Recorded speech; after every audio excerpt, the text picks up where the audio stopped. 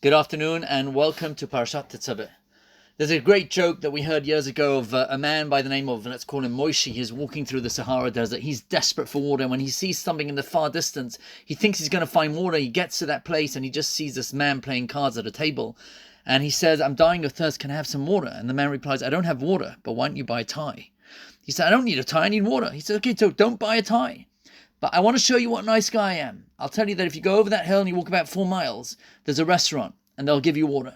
So he thanks him. He walks towards the hill, eventually disappears. 3 hours later, he comes back. The guy's still playing cards. He said, "I told you about 4 miles over that hill. Why couldn't you find it?" He said, "I found it." He said, "But they won't let me in without a tie." There was a study that was done 7 years ago that investigated the effect that a physician, that a doctor's clothing had on its patients. And it concluded fascinatingly that in outpatient settings, patients are more likely to trust a doctor if the doctor's wearing a tie and a white coat rather than just wearing his scrubs.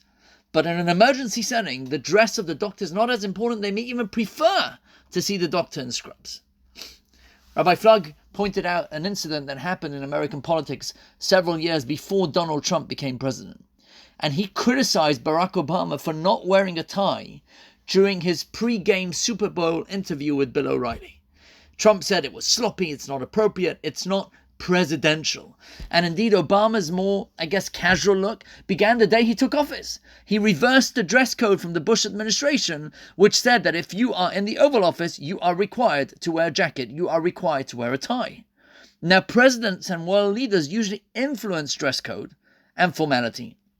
And that's why many people actually attribute the end of a hat to Kennedy's not wearing a hat.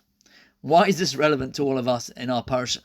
Well, the great Rab Samshor Fall Hirsch has an incredible essay where he deals in length with what we call the Bigdei Kuna. The main theme and thrust of this week's parsha is the idea of the various clothing that the Kohanim, the priests, used to wear in the Mishkan and then subsequently years later in Yerushalayim, in the Bet HaMikdash in the temple.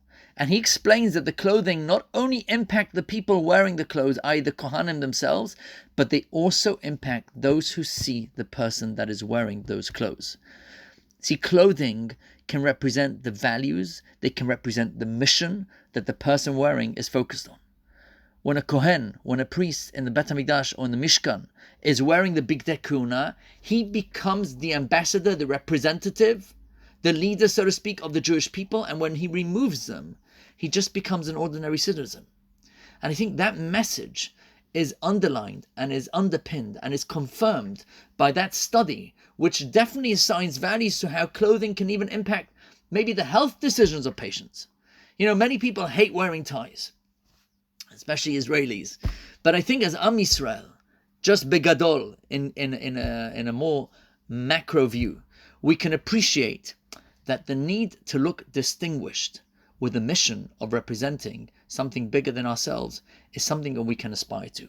Whether it's how we pray and daven, whether it's on Shabbat and Chagim dressing in a certain refined way and coming to shul with a certain amount of reverence, we can appreciate this incredible notion that clothing does indeed make the man, but we can also be representing something much, much larger than ourselves when we dress in a way that is distinguished and gives off a certain sense of reverence. Shabbat Shalom.